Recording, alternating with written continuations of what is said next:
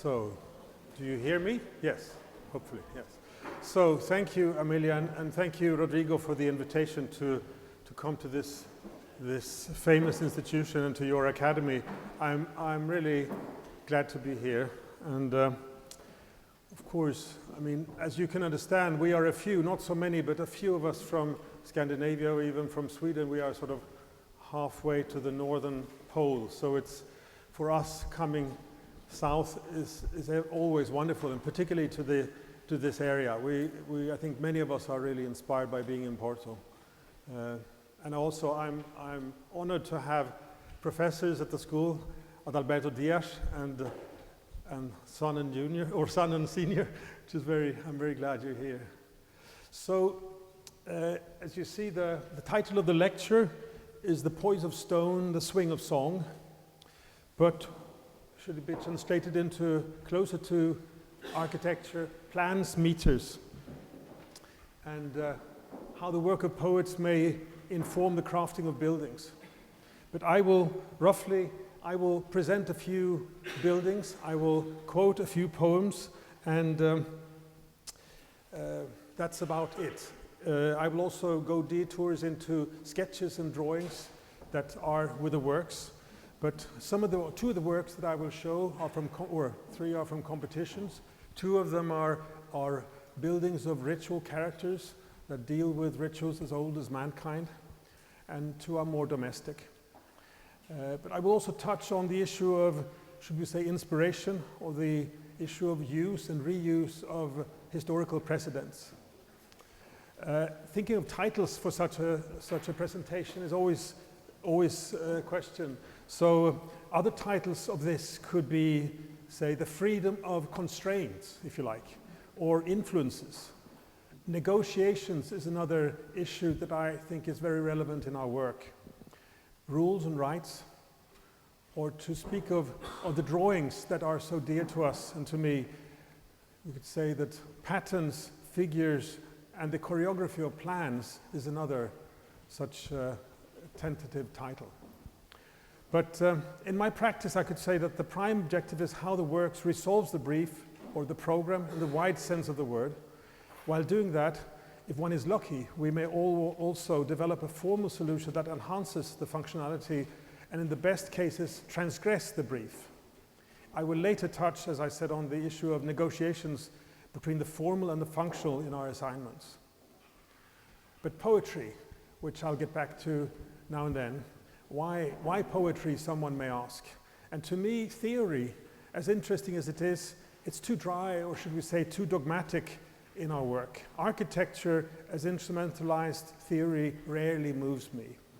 Architecture to me, just as most verbal messages we remember, need a sort of parable that may seem enigmatic, but through which the message of the building or the message gets evident. And as we know, in ancient texts of importance, not least the Bible, of course, they were all modeled around rhetorical tropes or parallelisms and rhythms and meters and all that. And that was, of course, to get them across, to get us to remember them, to understand them. Also today, to get a message across, the phrase needs to have a beginning and an end. I think to some extent that also goes for buildings. Just as the speeches of Martin Luther King, for instance, is a good example of that. And speaking of buildings, a famous tune by Duke Ellington, some may be relevant. If it ain't, it don't mean a thing if it ain't got that swing. So, however, not every part of a building or a poem will be accessible at once. But that does not mean that the work do profit from unnecessary contrivances. But it means that the work must develop numerous solutions to questions not yet asked that may appear of importance in the long life of the work, when the commission is forgotten and the developer has long ceased to be in business. So how do we go about it, arranging the mundane, trivial parts of buildings into assemblies that mean something to us, and possibly even to future generations who do not even know what it was that generated the character?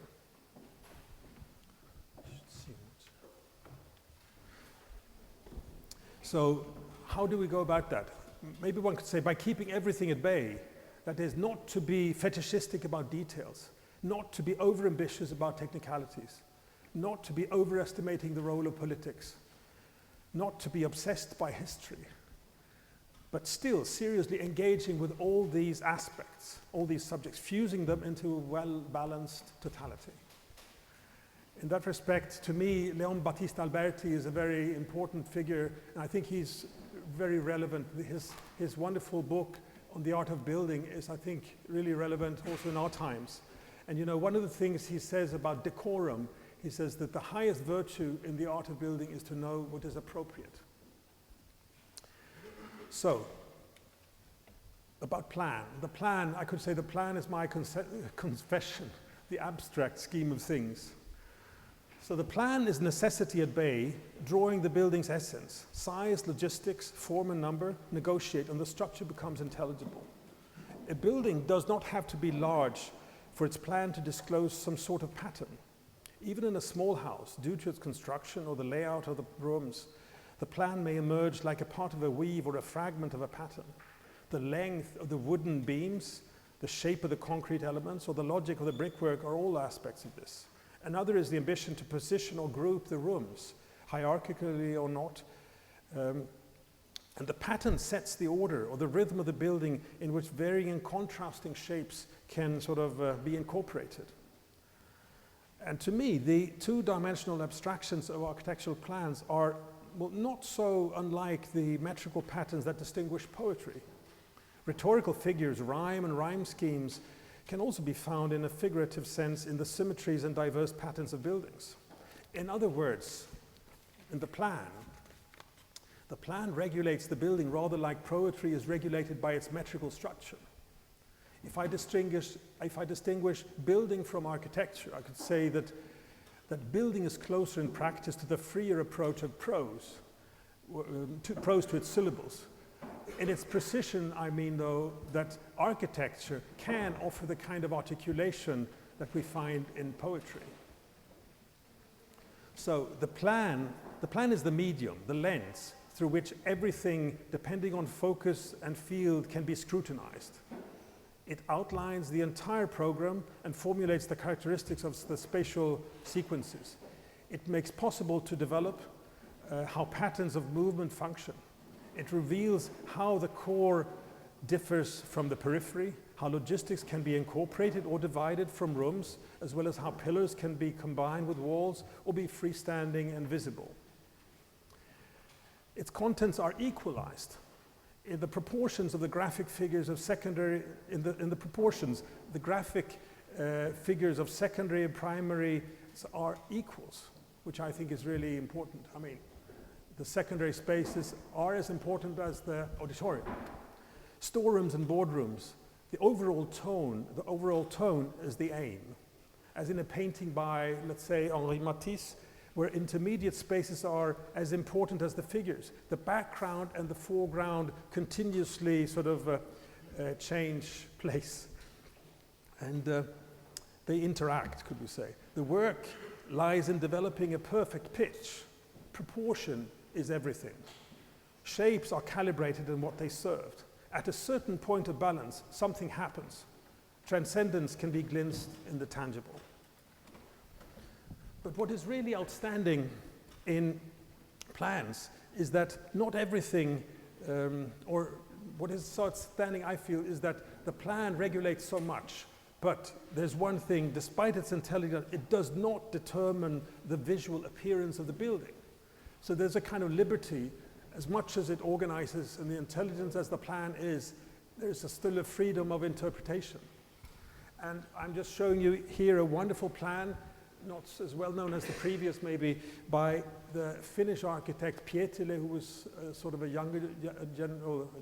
generation younger than Alvaralto, for a house in Suvikumpu outside Helsinki. It's a wonderful apartment of about 100 square meters. You enter from here, and evidently it's not symmetrical. It has a rather, should we say, rotating outline. You enter, and by the very small, by the entry, of course, there's a very narrow entrance with a bathroom. and then you enter from this very small space. This is not a very luxurious living room, but still by the change of scale from the narrow to the somewhat larger, it creates a hierarchy. And then you see you have the kitchen just very effectively, sort of practically positioned just where you enter. But the kitchen is not only close to the entrance and overlooking the outside, it also is close to maybe the children's bedrooms and so on. And also close to there's a bathroom here, and there's a recess where you could sit dining for the sort of maybe informal. It's a kind of a bar to the kitchen. And then it has this wonderful possibility of circulation. So as compact as it is, it is really an incredibly rich building. But it's not frontal, it's not evidently so powerful, but it does have all these kind of ingenuity that I think we should all strive for. But so how does this look? I mean, I'm really admirer of this plan. I'm a lot less amazed by the exterior. It's fine. I mean, but it just says that how could you envision that looked? It was built 1970. It looked like this. But I think the plan is relevant long after the kind of trend of a certain appearance has shifted. Other plans of interest, just to give you an example, this is amazing to see such a small house and such a big form on the wall. It's, you know, the Japanese architect Shinohara, who has an incredible power in his works, the very simple plans, and they somehow, if you don't know that they are made in the most sort of the simplest of materials, you wouldn't even know it because it's so powerful as plan. And you wouldn't even know, how does this look? And just by, a section and elevation, you'll get an idea that what is the appearance? But the plan is still before that.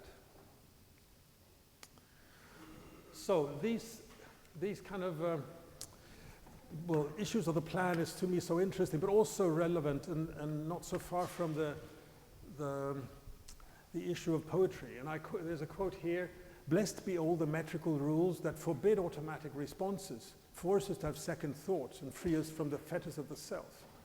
It's just a short piece from a poem from late in his life by W.H. Auden, who was born 1907, died in 1973.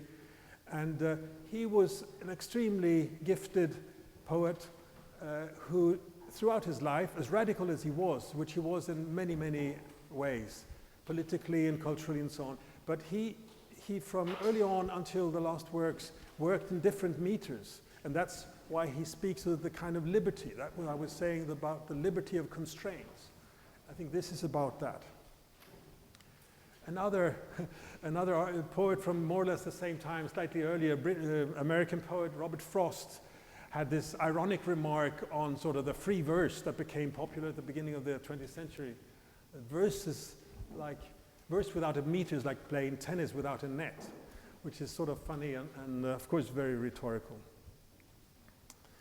But so, what about this about poetry and architecture, or the abstraction of the plans? So this, I quote here from an essay I wrote some time back, and I think the relevance of our work, the abstraction of our work, is really important, even though we don't get to build. And I'm saying here that architects are at times tempted by size, height, or grandeur, or spectacle. We may even believe the build affirms success. Well, don't forget that some of our most memorable architectures were never built. Michelangelo's St. Peter's, Borges' Library of Babel, or Kahn's The Manneken Mother House. So aware of this, I would say that aware of the weight of words in printed poems, let us infuse our drawings with a poise of stone and swing of song. So, I was saying that the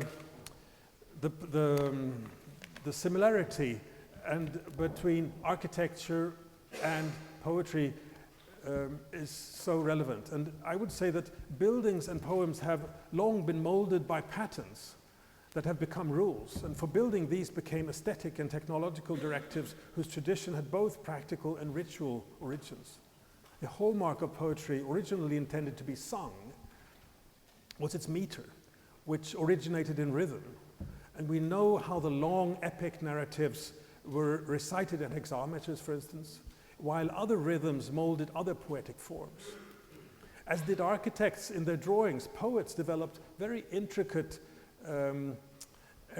combinations of metrical patterns, just like we do intricate grids in our buildings. So just one example to speak of hexameters, for instance, there's the distichs. This intricate combination, one wonders, is it practical or is it just for the fun of it? Where poets have every one line is hexameter, the other is pentameter. And that sort of connects. And it's sort of like the intricate patterns some architects engage in their works. So the systematization offered by patterns and plans, great examples, as I say, therefore, the order imposed by meter and rhyme. It provides rhythm and a key to understanding for those who listen to poetry or who encounter the building. In addition to its metric, rhythmic motion, poetry is, or was, also characterized by rhetorical disposition. And we know the stylistic devices that order the message for, classical rhetorics, simply. And while versification in antiquity was regulated metrically, we also know that in the times of the Renaissance, or rather in the Middle Ages, rhyme and rhyming schemes were introduced as additional enhancements. So before introducing the writing of the metrical pattern rhythm offered a vital support to the content and the development of lyrics. But in more recent times as well, I would say that the meter is a factor that structures poems and make them intelligible. And of course, the highly regulated sonnet form with its 14-line structure and originally a rhyming scheme, which is maybe familiar to you. But familiar with these 14 lines is also the volta, the change of atmosphere at the end of a sonnet. And again, a sonnet is frequently easy to remember. It has a pattern, it has a rhyming scheme, it has a rhyme weave, and it's obvious to me, at least, that the sonnet's rigid form with its 14 lines is no obstacle to development. I would say that the multitude of ways in which poets have profited from the tightness of structures in itself attribute to restriction as an arena for invention. I mean, the liberty of the constraints. So I'll quote a piece by Robert Frost, which is a tent. It's called The Silken Tent. And is it about a building? A tent sounds like architecture. Could be, is it a piece by Gottfried Semper, for instance? But it's actually, I think, about his wife, his beloved wife, who seems to have been promiscuous, but she was incredibly dear to him. So The Silken Tent, I should have it, well, I forgot something that I should tell you. So just a few more plans. This, as some of you will recognize, is the Trenton Bathhouse by Louis Kahn. Fantastic building, part of a much larger scheme with famous hollow columns, and it's an open building, kind of Roman in its, should we say, rigid or strict shape. But another building which to me is so even more dear is the wonderful, less known little arrangement of roofs at the same Trenton Community Center for Children. You see how these splayed structures are laid out in a wonderful, I mean, I would even say even the master Caesar would be challenged by the figurations of these shapes. Very Greek. And I even wonder, is there a corner contractions to the columns along the sides? I think I read somewhere, or did I dream it, that it was called the Little Acropolis in Trenton. This is 1948 or 52 or something. And how does this look? Can anyone imagine? Today, or not long ago, it looked like this. So pretty mundane. I have seen other photos being more elegant, but again, the wonderful possibility of interpretation. So the Little Acropolis. So Over to the silken tent, maybe. Not this. So this I already showed you as the crematorium plan that I will get back to later. So the silken tent by Robert Frost. She is as in a field, a silken tent, at midday, and a sunny summer breeze has dried the dew and all its rope relent, so that in guise it gently sways at ease, and its supporting central cedar pole that is its pinnacle to heavenward, and signifies the sureness of the soul, seems to owe naught to any single cord, and strictly held by none, is loosely bound by countless silken ties of love and thought to everything on earth the compass round. And only by ones going slightly taut in the capriciousness of summer air is of the slightest bondage made aware.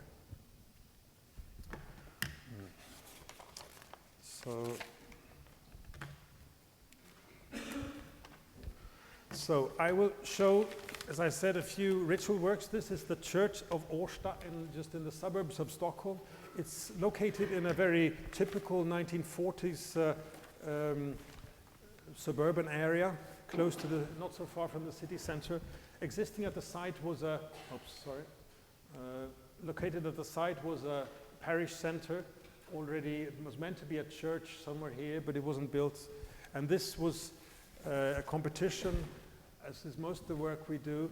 And the new church is located, connected to the building. I had actually set out to do a separate building, but as I won the competition, the client, this congregation, urged me to fuse or to submerge the two together, which I felt was also a good reason, because it could become more practical. The restrooms of the church could actually be in the old existing building.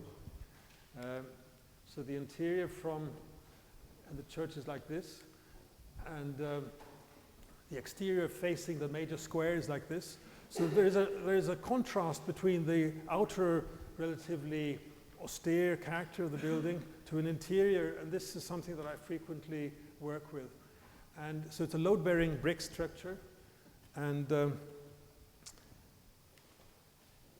plans you see here. So this is the addition.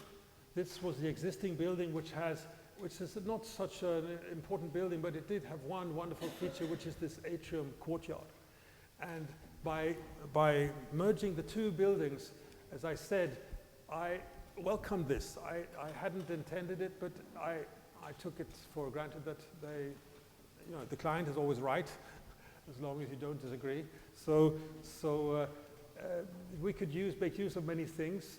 And the church is not big. It's about 15 by 15 meters.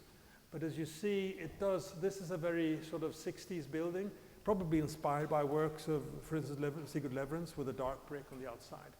And of course, I felt that this could be making a much more complicated institution. So instead of doing one little object next to the existing, by merging the new with the old, I could create, or I was part of creating, a kind of more complex whole, kind of a monastery with a church, and the other parts. So this is the plan. It's a very simple plan, evidently. We're seating for some 190 people were asked for. And there's a little chapel here, the Chapel of Silence that it is called. And there's a children's chapel at this corner. And the sacristy is there. Here's the connection to the foyer. And the roof then has maybe unusually splayed beams. And I discussed this yesterday with Tom here. And the reason for this was, as you will see, the building is pretty straightforward. It's a square building, and I had many problems about how should I have this beam. I didn't want it to become too, should we say, too orthodox, too elementary, because the building is elementary in itself. With the walls are load-bearing brick walls, originally intended to be massive.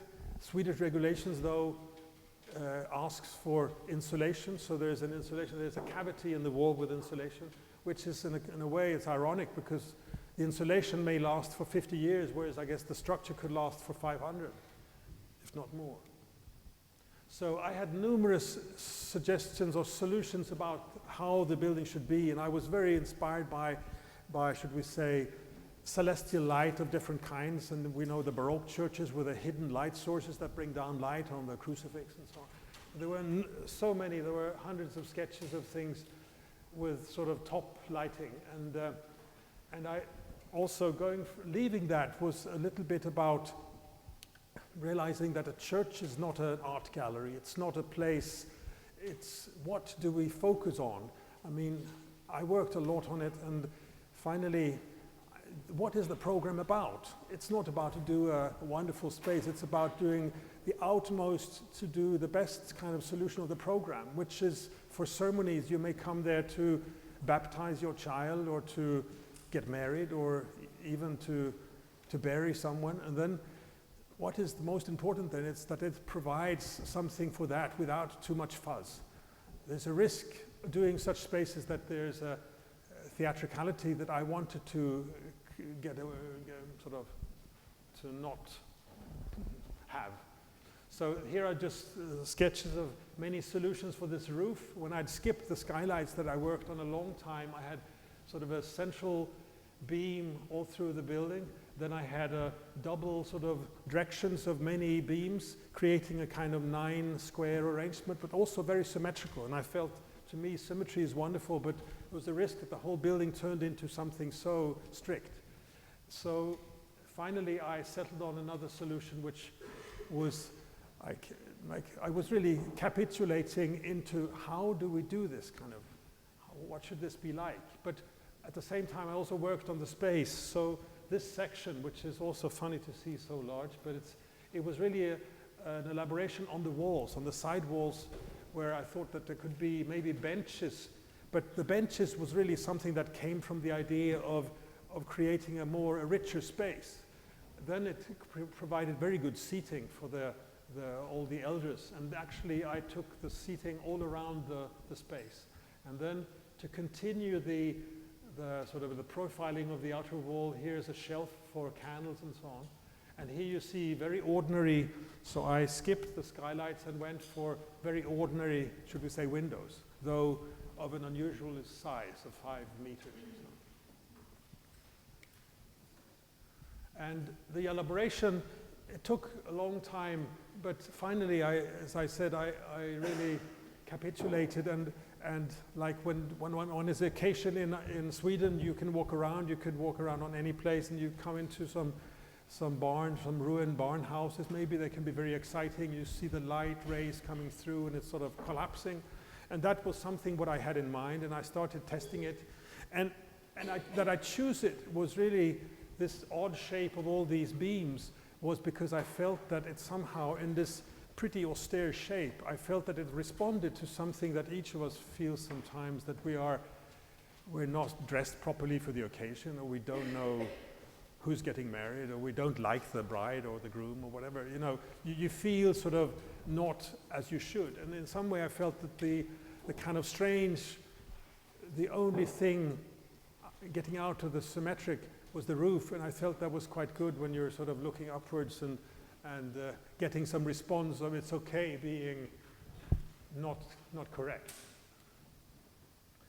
So, but on the ground it's more symmetrical, and there are benches. The reason for the benches, and they're all wooden, was really to get the, should we say, the shy Swedes to sit down by each other, because usually by getting people to have to cram them on one place, they can sort of say hello, and they may even cheer each other, which is sort of, we are not so talkative, I think, as a people. So that was one of the reasons, the prime reasons for doing the benches. Also that a church easily gets very unordered with chairs, and usually steel chairs are pretty noisy and so on. So that was the reason for the benches. And then, and they could be moved about in many directions. And so the Swedish church is very often used for music and many non-religious activities. But two things are completely fixed. That's the baptismal font at the entry and the altar. But these walls, as I said, they're 88 centimeters thick. They're very thick. But you could say the bench was something that became practical, but it's really something that came out of the the thousands of sketches of how this space, I was afraid that the boxiness of the space needed some kind of tension, some kind of elaboration. And as you're sitting down, I felt that the glazed bricks, they are actually part of this structure, because the inside walls and the outside walls are all, there's no expansion joints or anything. But the surface, the nicer surface to lean against in the glazed bricks was used for the comfort of the people, the haptic qualities. And the perforations are for the acoustics, and that's the same about the roof that has 3,000 or 4,000 of larger perforations for the acoustics not to be too much echo. And the only thing that remains from the, should we say, the skylights, the intricate light wells that I started from, are the recesses next to the windows, where almost kind of someone, it could also be for curtains, though I didn't want curtains here, but it's somehow, it is a complication. And with a window, you know, often how the light enters becomes, there are things happening with the light when there's things happening in an opening. So that's the reason, and the windows are pretty close to the exterior. So this is how the building is. It's a very elementary build. So there are a few rods drilled into the bedrock of the place, and then there's cast iron, in situ cast concrete, and then all the brickwork is done on top of that. And then the whole thing is crowned by this in situ cast beams splayed in different directions. And then the recesses, and the recesses of has almost a size that a human figure, you know, when you draw things and you get to a certain point, a space or a shape, you know, if you do something on the ground that has the shape of a figure, it almost becomes like a person. I mean, certain things somehow speak to us. And this recess is almost like someone, the hunchback of Notre Dame, or so could sort of, you know, get in there, which was but that's of course just because it's so thick, the wall. And then this is some here will recognize the César Vieira's wonderful lamps. I had designed lamps for this. They were already purchased, and the economy was set for that. One prototype was done. Finally, I felt that they were slightly too interesting. And as it happened, I happened to be in Barcelona seeing the work of Jordi Garcés in the Picasso Museum, and I saw some lamps that I never seen before, but I felt were interesting. So I asked him, and he said there was César Vieira, so that was fun. But to me, the great thing about them was that they were not too theatrical, because that's the difficulty of doing such a space. How do you make a ceremony space feel relevant and dignified without being sort of too strict? And some people of the congregation don't particularly like them. They think they're like street lamps. To me, they have a trivial quality that is actually very good.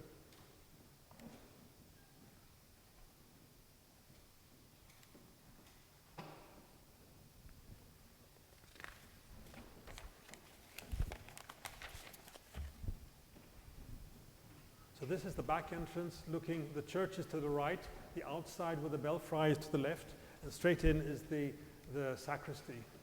And here's the entry from where the old, and actually the roof is here. The old building that I enlarged, doubled the foyer, it had a white washed suspended ceiling that I wasn't so fond of, but I thought, should I dismantle all of that, and then the old should be fitting with the new? I think that was slightly too brutal or sort of too ambitious. On the other hand, I didn't want to be so polite, so I had the same kind of wooden suspended ceiling in the new building. Finally, after a lot of work, I found that maybe we could cast the concrete work on a form that was exactly the shapes of the board in the existing. So actually the new and the old looks the same, but also maintains its integrity. The new as new and the old as old, but they somehow fit together. So the stripes you see is actually the form of the concrete.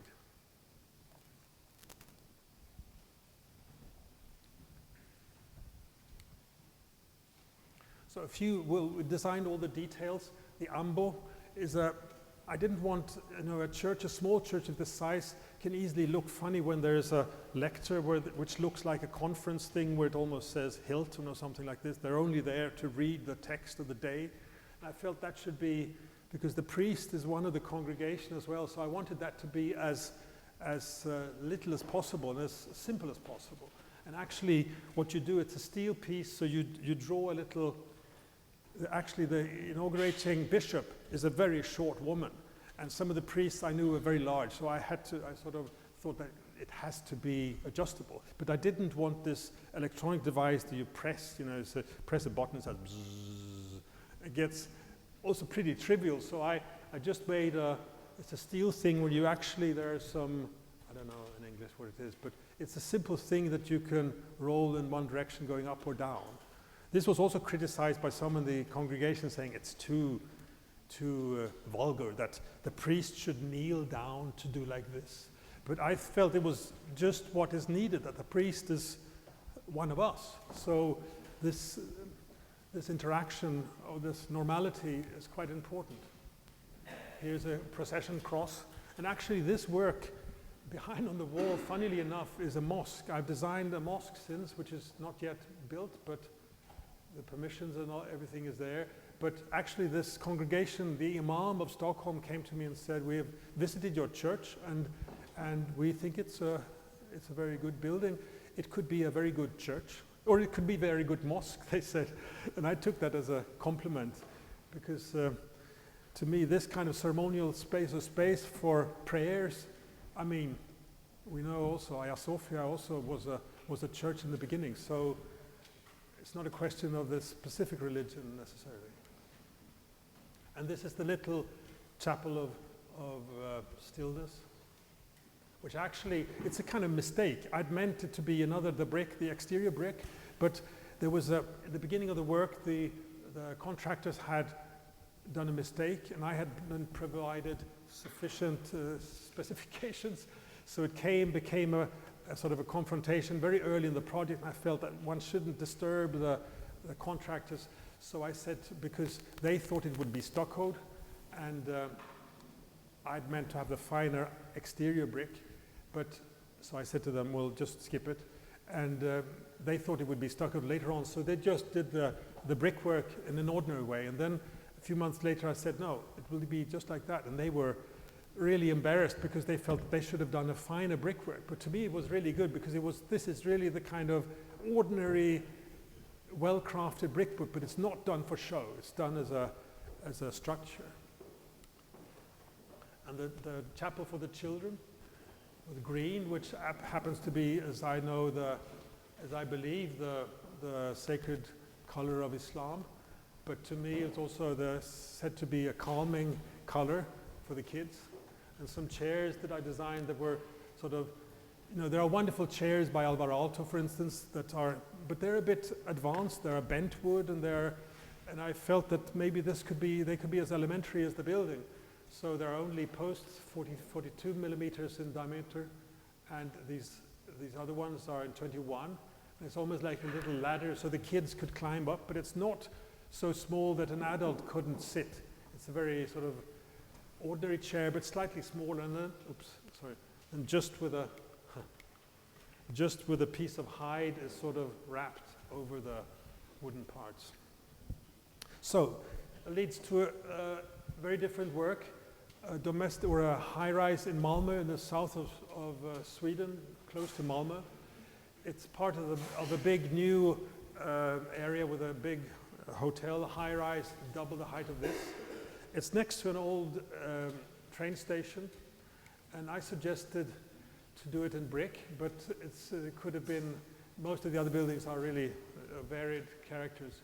It has a footprint like this, and has a passage all through where there's some glazed brick parts that somehow provide a more generous character to those who live there.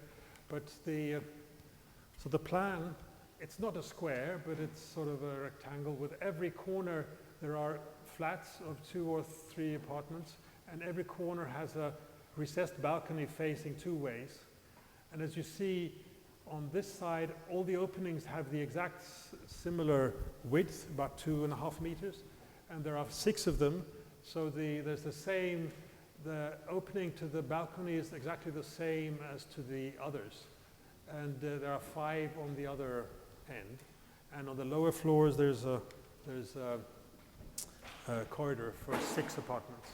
And this is how we usually go about to do a prototype where we could test the materials, particularly in this building where there is such a large number of repetition.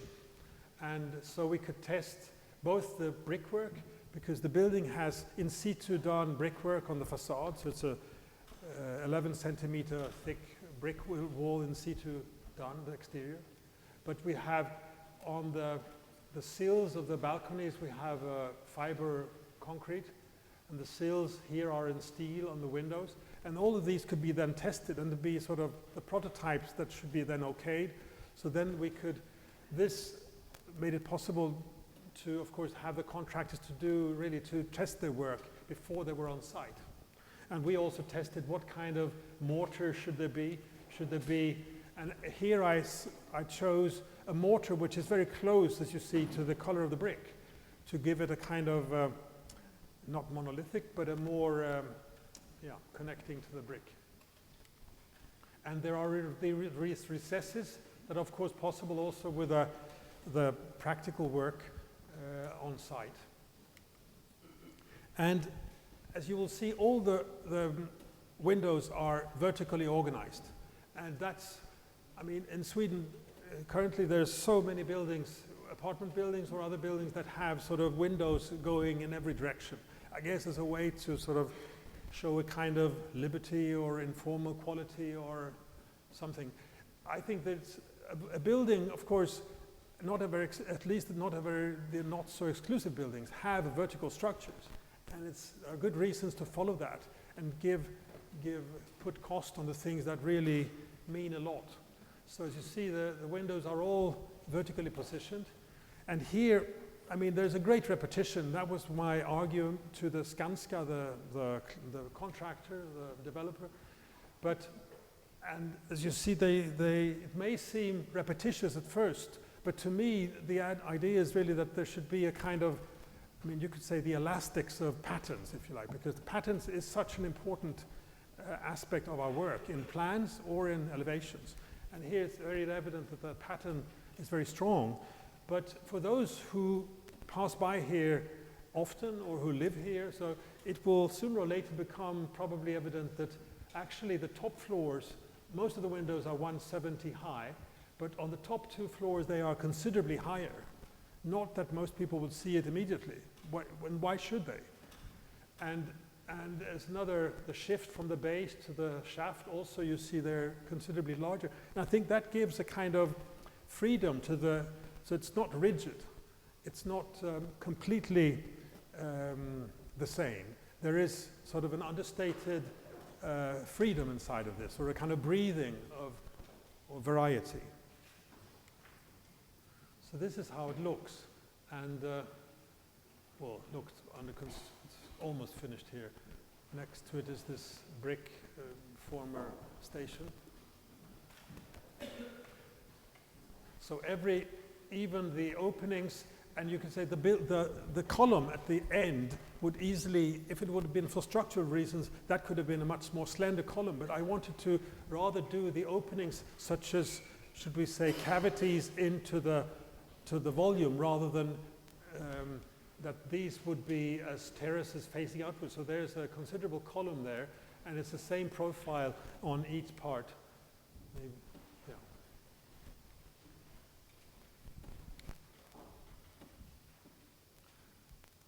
So here you see there's a kind of recess on both sides of the openings, also at the corner.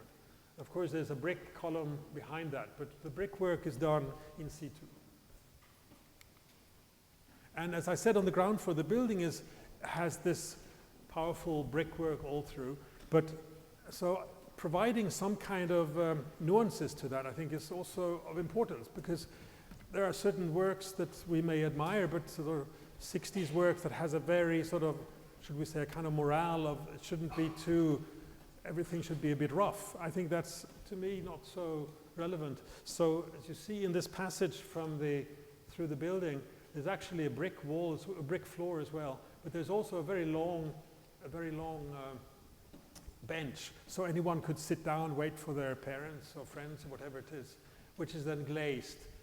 Not so much, but it sort of provides a kind of other character. And I was happy to hear actually that the people there was a party just before Christmas where they actually put tables into this room. So this very, should we say, ordinary space was good enough to have a Christmas party for the tenants, which gladdened me.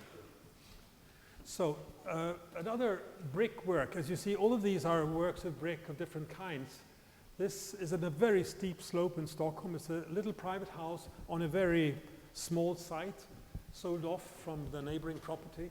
And I had this idea of a 4-level building where the garage would be on the ground floor, and it's a pretty narrow building where the entry is on the sort of the first floor, and then there are 2 more floors for the kitchen on the major floors here. And I, for some reason, had an idea of it being yellow. This was a long time ago. It was sold, someone else bought it, and things really changed. But here are some of the tests of the different materials. These are the glazed bricks of 3 different hues of yellow, and there is some steel, which is also on the underside of some parts. And this is the floor of the kitchen. They have a lot of children, so the floor could be good to be able to clean. So this is how it's located, wonderfully overviewing the Lake Mela, the big lake by Stockholm. And as you see, at a distance, it will look like a yellow building, which was my intention. But I didn't want to do a building which would be, should we say, completely minimal. So, because there are certain glazed buildings that look a bit like, freezers or frigidaires, or that has this kind of cold quality. And I felt that as you approach it, could be nice that there were different parts. I didn't know which exactly, but so there's one which is a bit lemon colored, one is a little green, and one is a sort of ochre. And then the building there's some complications on the site because it's so narrow, and there are some inclinations and some very sharp angles on the building. So, and we couldn't have, maybe it shows, not here, but shows here that the inclinations comes from the property lines, and there are this very sharp angles.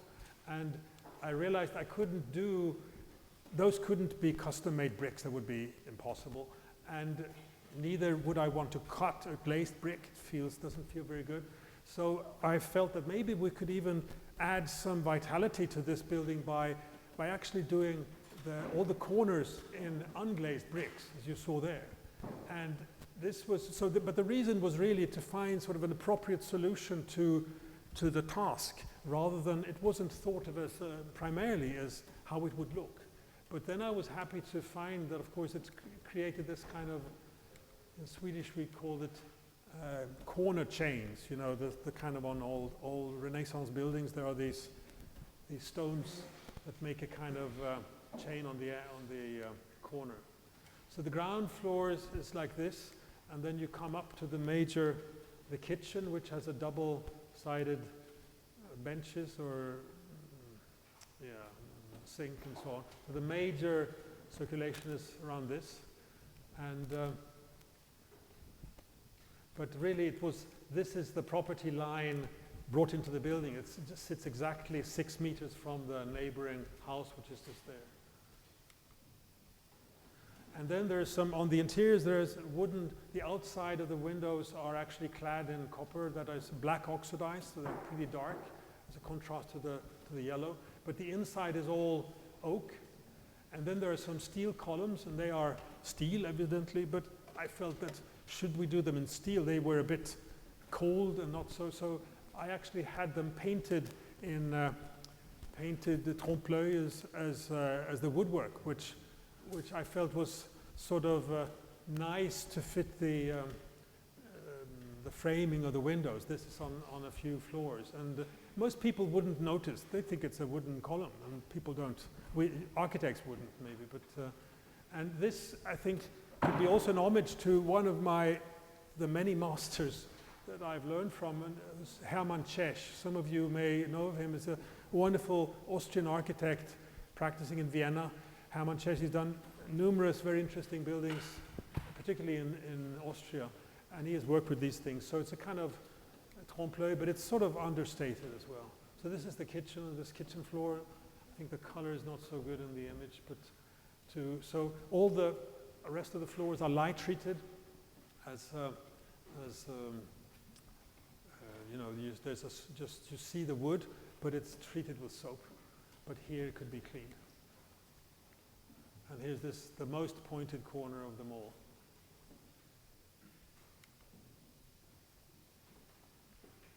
So then how do we go about this thing about, I mean, the functions and the form? We all are interested in, the client wants a certain function and we want to provide them with something wonderful. And I have this notion which I look upon as a kind of double imperative. And this double imperative is something where to discuss how these things get together. And sometimes I think of Leonard Cohen, who said, I read an interview with him, he said that the music dissolves into the lyrics just as the lyrics dissolves into the music. I think that's a bit of how it goes with architecture as well. And the double imperative, to me, is something that you know, as I wrote here, the way in which architecture is shaped by the balance between form and function is enigmatic. It could perhaps be described as a kind of negotiation. Really committed architecture, as I see it, seems to resemble an alloy.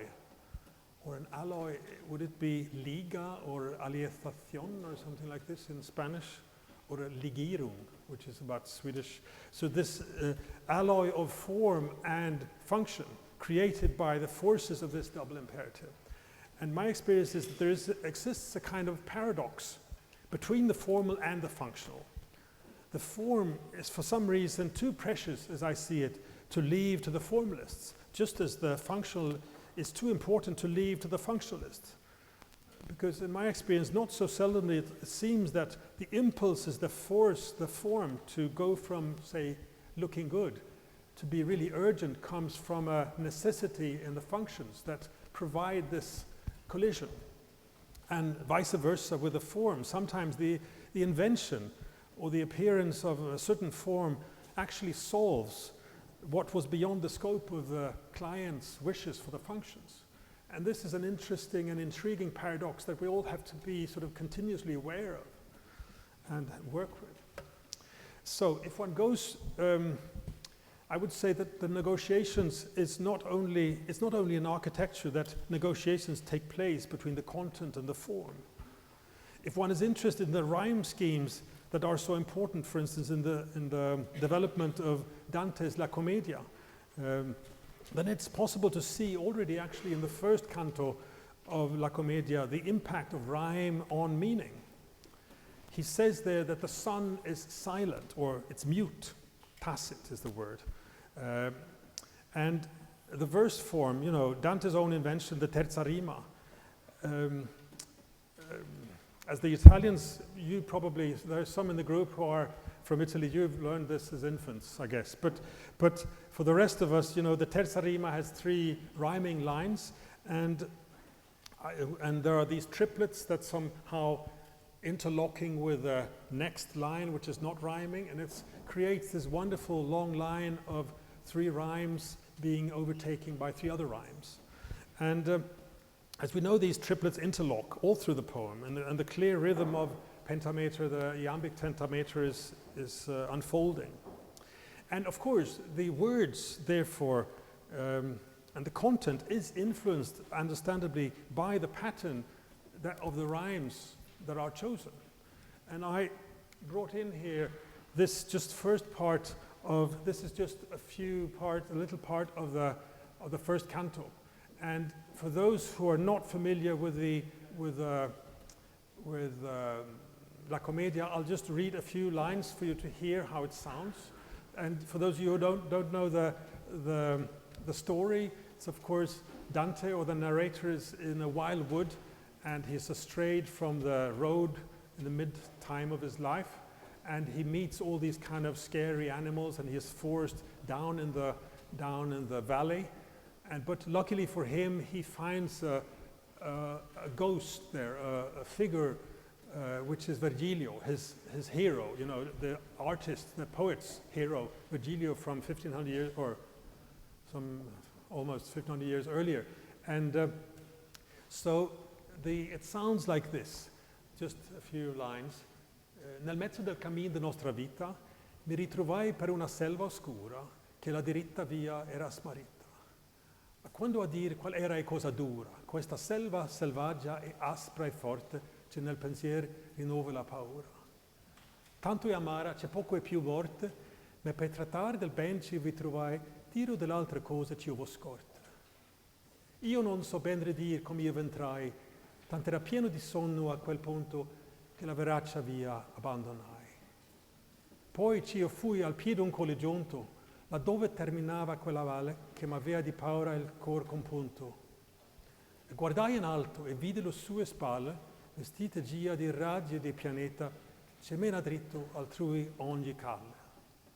And just in the same first canto, I'm showing you an instance where evidently the pattern that he has set up is actually sort of changed by the rhymes. He has somehow, and he's chosen, so at the not so far into this, on the 60th or so line or verse, it says, quale che ci volentieri acquista, e giugno tempo perde lo faccia, you see it.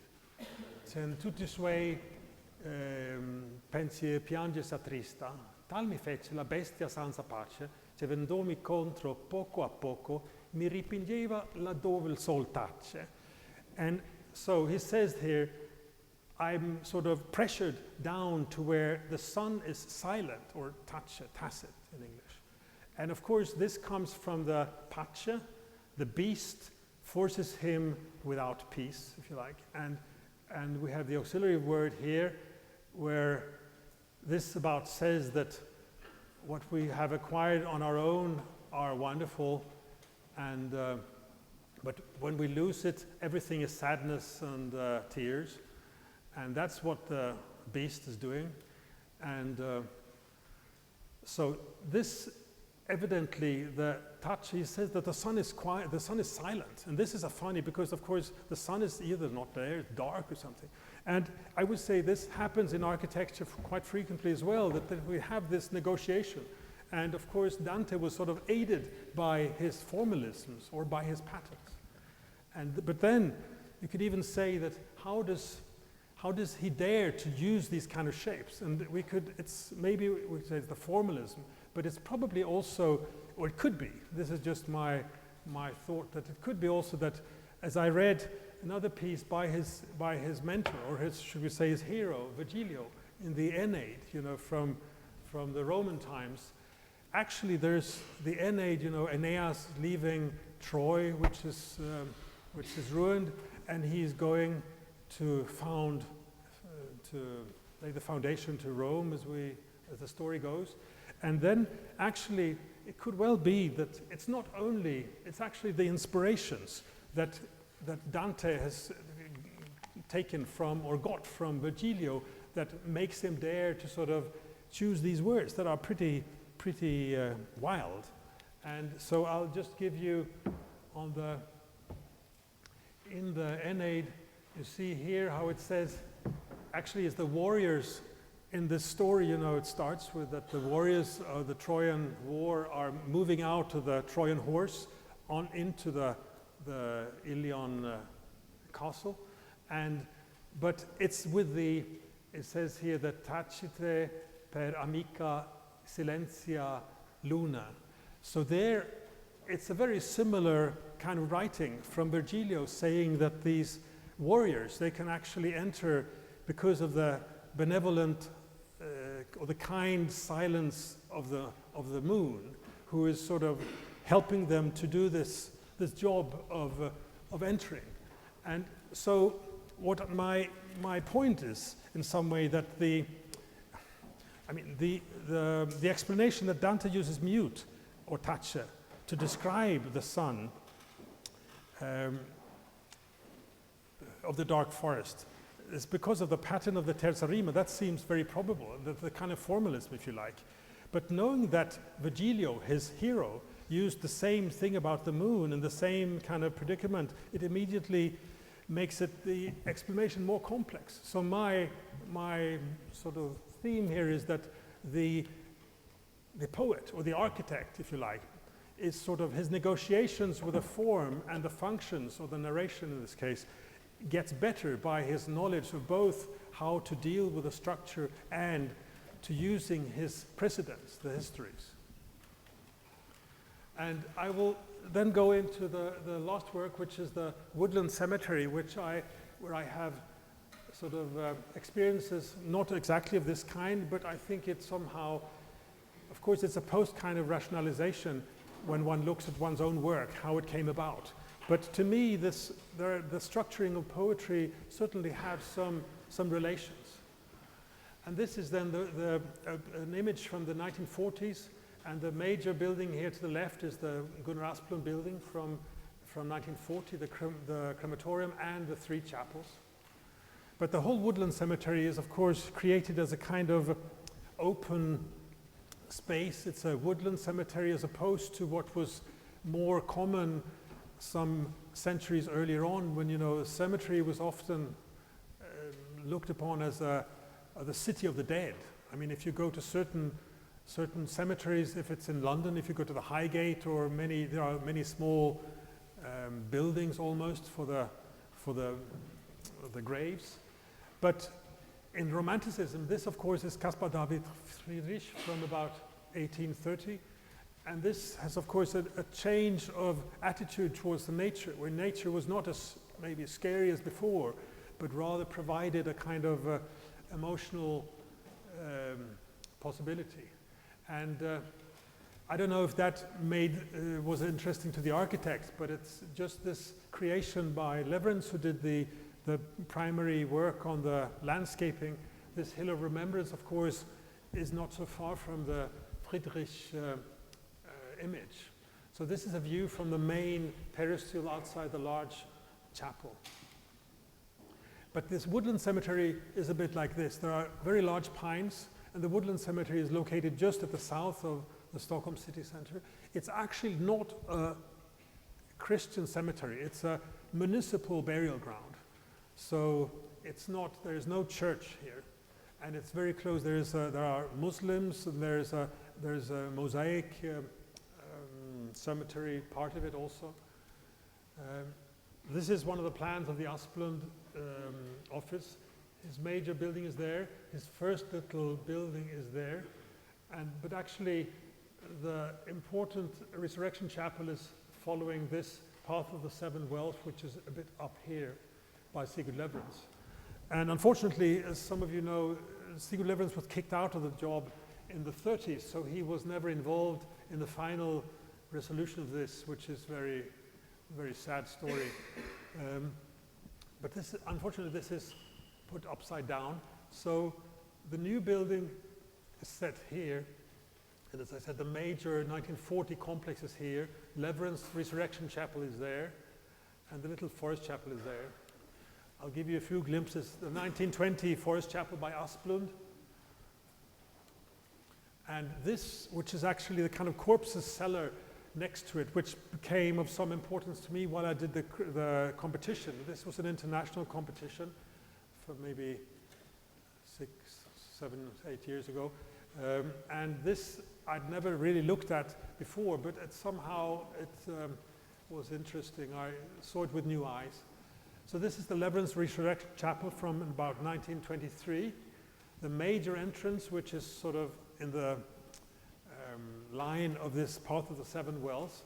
But there's all these the chapels here have a kind of continuation, so you enter from one side and you go out another. It's not a linear sort of that you go in and out the same way. So the next image shows you come in through the portico and out here, like the continuation of life in some way, that it's continuing in some other form.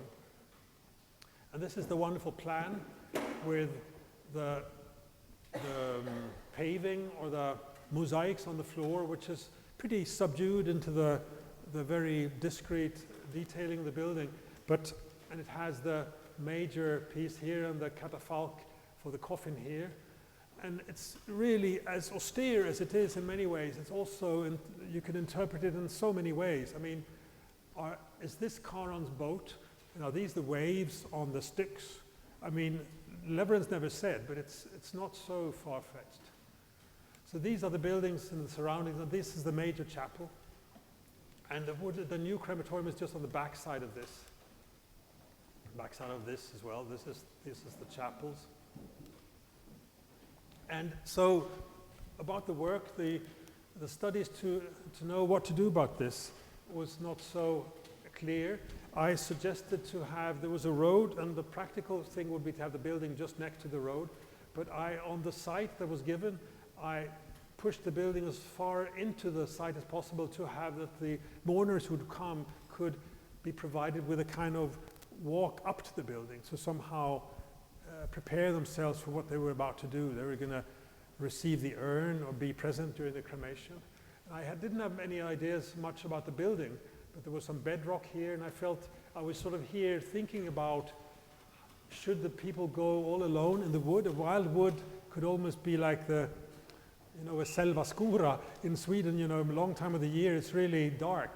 So it could almost be scary to be all on your own. So I thought you should walk by the undertaker's cars, and then the undertaker's cars would drive to the side. And as several other competitors, I tested a linear scheme to start with. This was both Caruso Singed, who had a very elegant scheme, and also Tadao Ando. They both entered with very long, sort of elegant buildings. I felt early on that the practicalities of this called for something maybe less elegant, but maybe more, could have other qualities. And I think that's something of what interests me. I mean, what you see here actually in the sketches are the four incinerators, the 4 ovens. And I had many studies, should there be a place where the undertaker's cars could drive in? This is all located in the municipality of Stockholm, so it's not a closed-off cemetery. Anyone could walk here. So should there be a fenced-off place? Should there be a garden for the mourners where they wait? But a garden like this can be pretty damp in the place of Stockholm in a lot of the year. So finally I settled on suggesting a large canopy where mourners could gather, and big enough for the 2 groups to be without being too close to each other. And there was actually a great pine and they already wanted us to keep the pines. The client wanted us to keep as much of the trees as possible. And this is probably also speaking of inspirations, Piccionis, who, as I mentioned to Aristide, is a great inspiration of me. This was just scattering out pieces of large stone rather than doing a sort of a very refined kind of garden or a paths. So this is a bit how it came about. And this is the part from the street. You actually walk up along this, and you walk off from the road to come to the major part, which is here. The cars drive off to the side to load in the coffins here.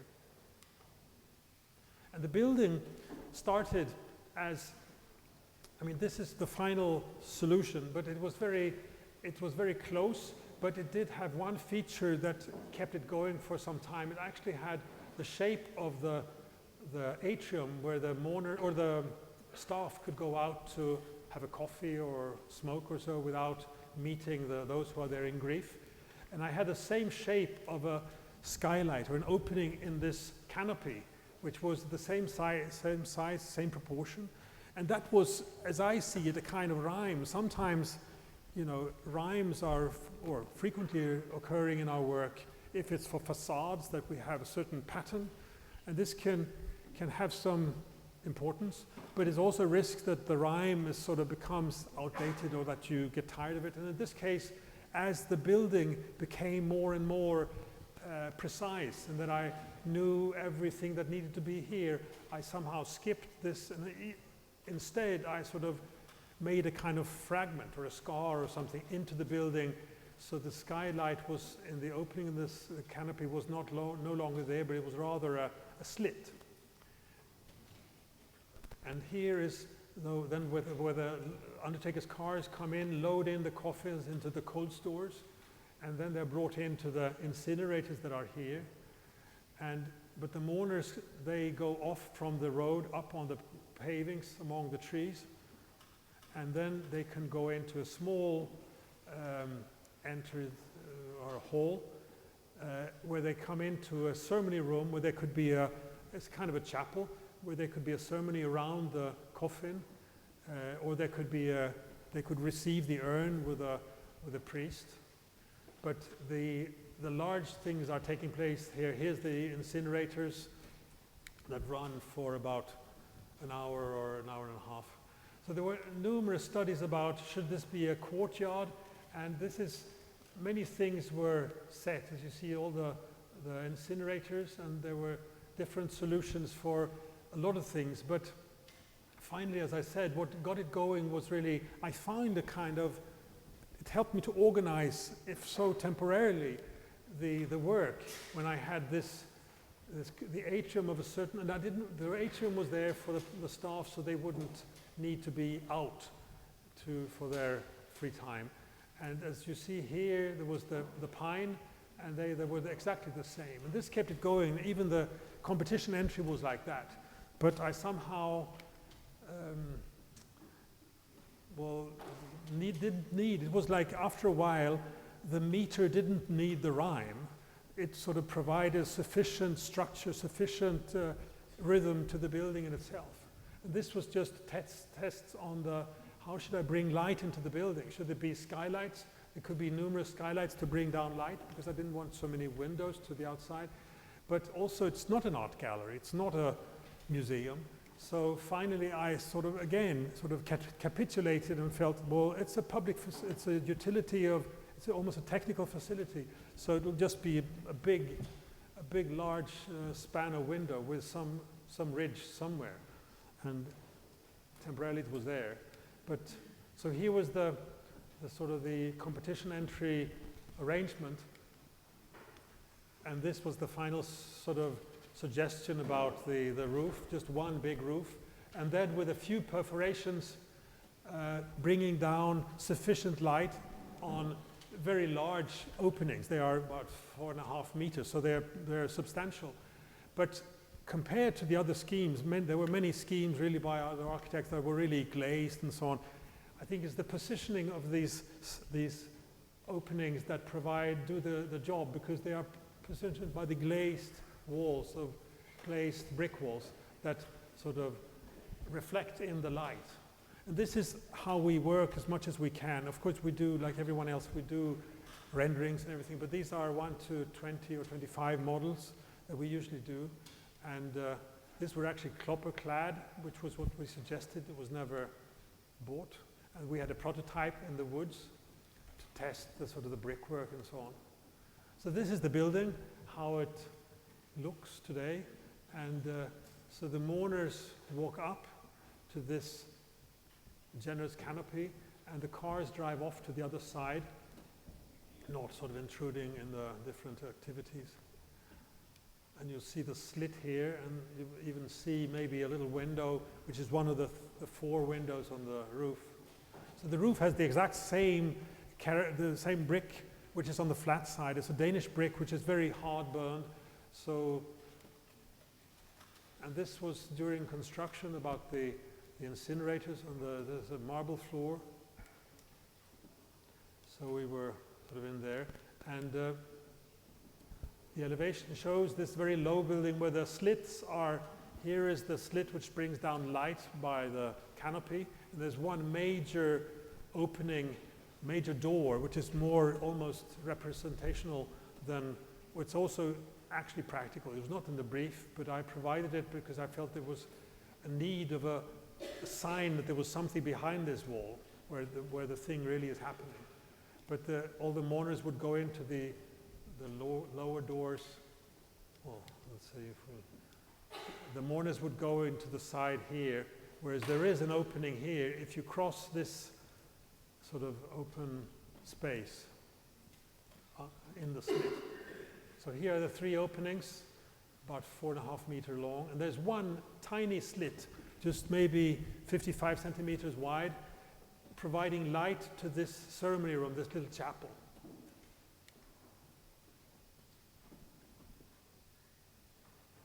So in between the incinerator hall are the cold stores and the loading zone, and the cars drive, they kind of drive through.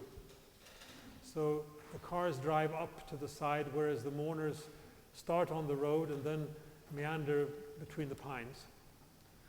And just to give you a quick idea of the structure is compared to the church. The church is sort of elementary in its load-bearing brick wall, whereas this is a contemporary building with a in situ cast structure in concrete, and then clad with brick, and there's even perlite as this sort of unorganic insulation. But all the concrete is actually white concrete. This is to provide the building with a kind of generosity or something, should we say, milder than the austerity of the outside. So again, it's a contrast between the inside and the outside. And it's also an idea of exposing how the building is built.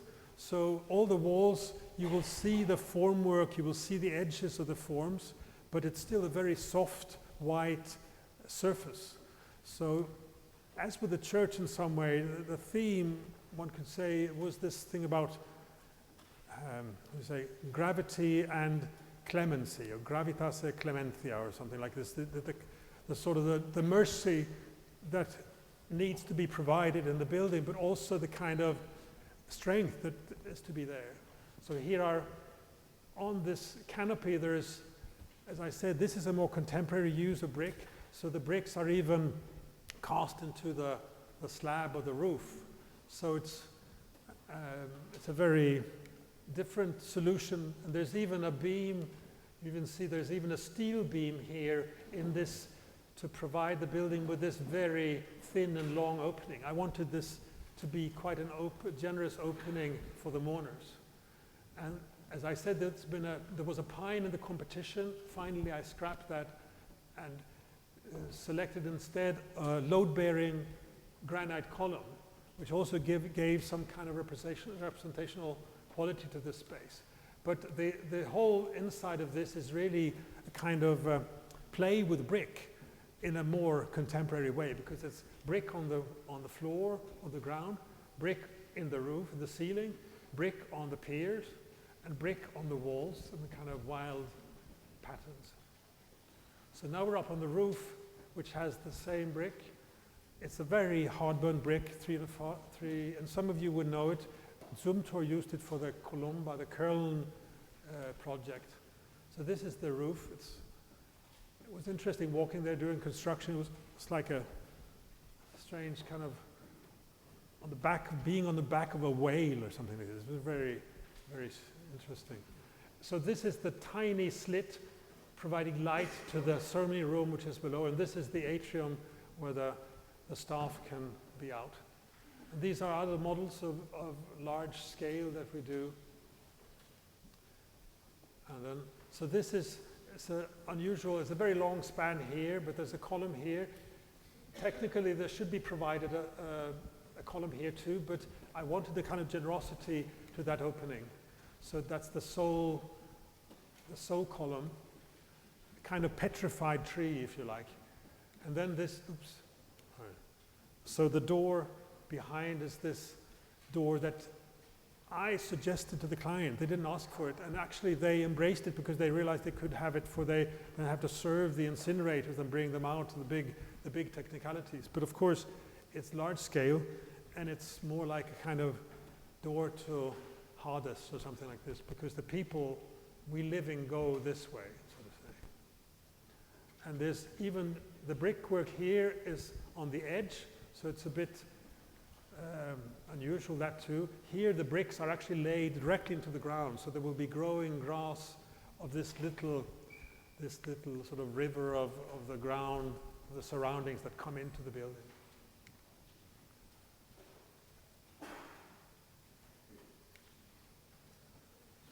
So this is almost a freestanding part, but it's actually, of course, it's kind of a tongue on the plan. From the other side, as you see, it's actually people passing through. It's not a closed-off cemetery. It's a part of a wood. So a few more, and of course, this is close to the new, or to the existing crematorium of Asplund. It's so close that they said that there would not be a chimney here. It would rather be tunnels or, what do you say, a passage underground for the fumes from this building, which was pretty strange. But of course, it's very close by. You can see it.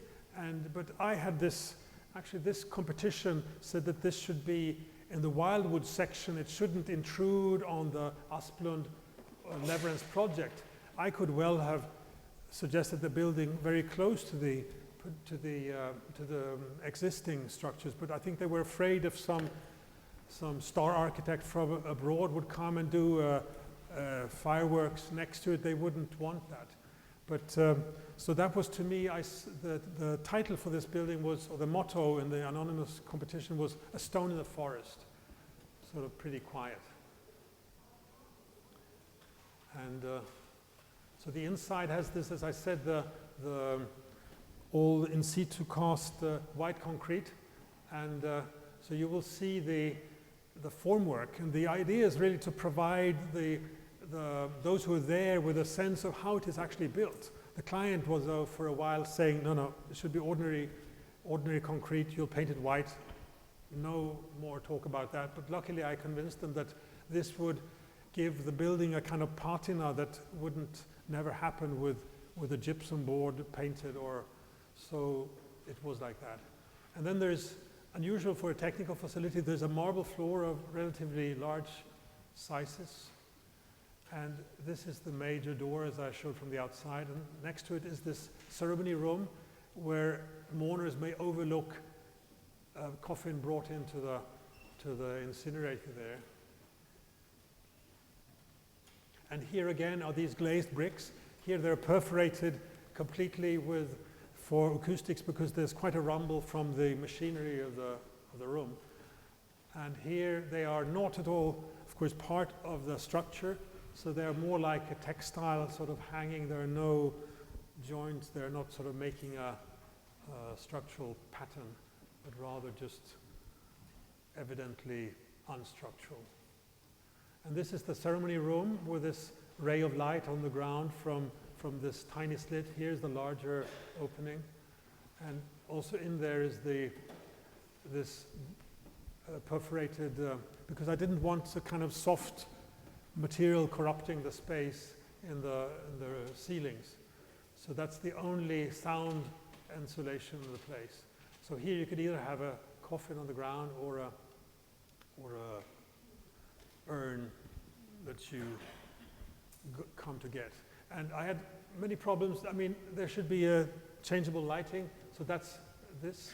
But also I was working a lot on finding an appropriate kind of light fixture on the ground here. I had so many sketches, full-scale models, and God knows what. But finally I capitulated here again and just felt that that thing became too interesting, too important, and too, as I said, theatrical. Finally I just provided the space with a piece of brass metal on the wall with a little shelf, and then giving some brass light candle holders that anyone can then light. And I felt maybe that was a more appropriate solution to what was needed. I mean, if you're there in grief for a ceremony, maybe you light a candle, and that's about, and that glows. Oops, it glows there.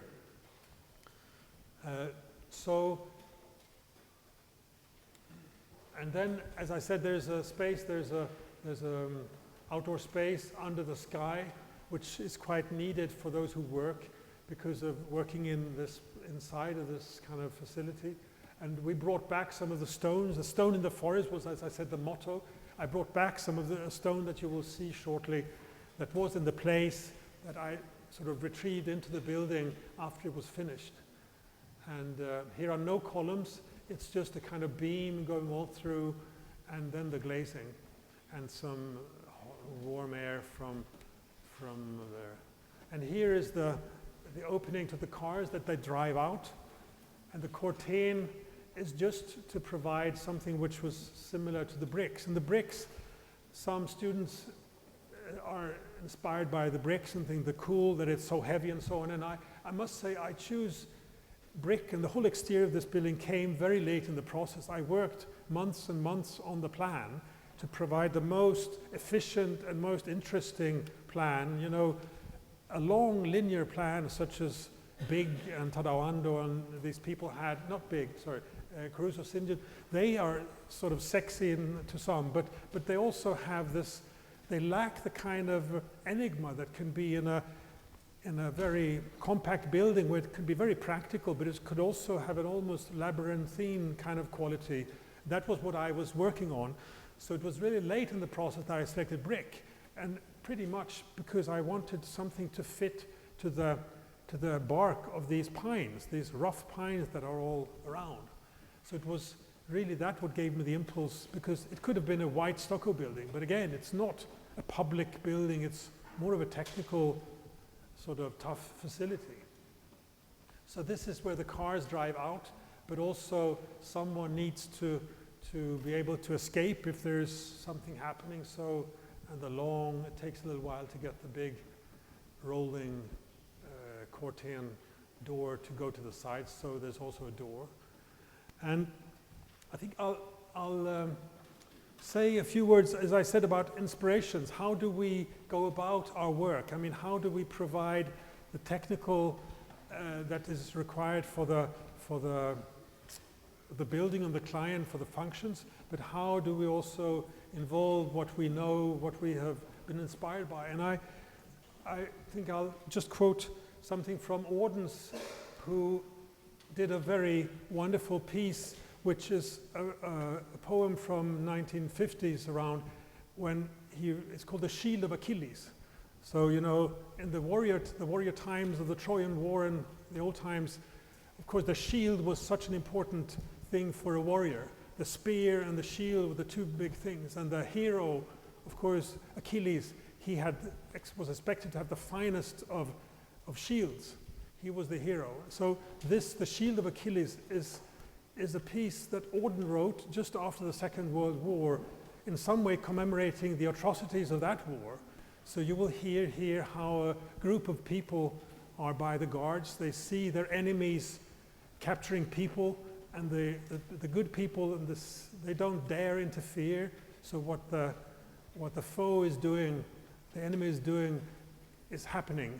And they died before their bodies died, as he's quoting Shakespeare. So there are quotes in this, you could say, from the Iliad, if you like, at least thematically, but it also quotes from Shakespeare, and it's all in hexameter, which is this, of course, this meter that was used by Homer for his works. And it's also, you will hear a dictator sort of with a strange voice saying facts that are reasons to go to war. But what it's about is the mother of Achilles, Thetis, who looks over the shoulder of the smith, Hephaestus, the god, you know, who is doing the shield, and she expects wonderful things like vines and olive trees and marble, well-governed cities. But what she sees is just the worst things that can happen. She sees all the atrocities of war. So the Shield of Achilles by W.H. Auden. So she looked over his shoulder for vines and olive trees, for marble well-governed cities, for ships on untamed seas. But there upon his shining metal, his hands had put instead an artificial wilderness and a sky like lead. A plain without a feature, bare and brown, no blade of grass, no sign of neighborhood, nothing to eat and nowhere to sit down, yet congregated on his blankness stood an unintelligible multitude, a million eyes, a million boots in line, without expression, waiting for a sign. Out of the air, a voice without a face, proved by statistics that some cause was just, in tones as dry and level as the place. No one was cheered, nothing was discussed. Column by column, in a cloud of dust, they marched away, enduring a belief whose logic brought them somewhere else, to grief. She looked over his shoulder for ritual pieties, for white flower garlanded heifers, libation and sacrifice. But there upon his shining metal, where the altar should have been, she saw by its flickering torchlight quite another scene. Barbed wire enclosed an arbitrary spot where bored officials lounged, one cracked a joke, and the sentries sweated as the day was hot. A crowd of ordinary decent folk watched from without and neither moved nor spoke as three pale figures were led forth and bound to three posts driven upright in the ground. The mass and majesty of this world, all that carries weight and always weighs the same, lay in the hands of others. They were small and could not hope for help, and no help came. What their foes liked to do was done. Their shame was all the worst could wish. They died as men before their bodies died. She looked over his shoulder for athletes at the games, for men and women in a dance, moving their sweet limbs quick to music. But there upon his shining shield, he had set no dancing floor, but a weed-choked field. A ragged urchin, aimless and alone, loitered about that vacancy. A bird flew up to safety from his well-aimed stone. That girls are raped, that two boys knife a third, were axioms to him who'd never heard of any world where promises were kept and one could weep because another wept. The thin-lipped armor Hephaestos hobbled away. Thetis of the shining breasts cried out in dismay at what the god had brought to please her son, the strong, iron-hearted, man-slaying Achilles, who would not live long. Thank you.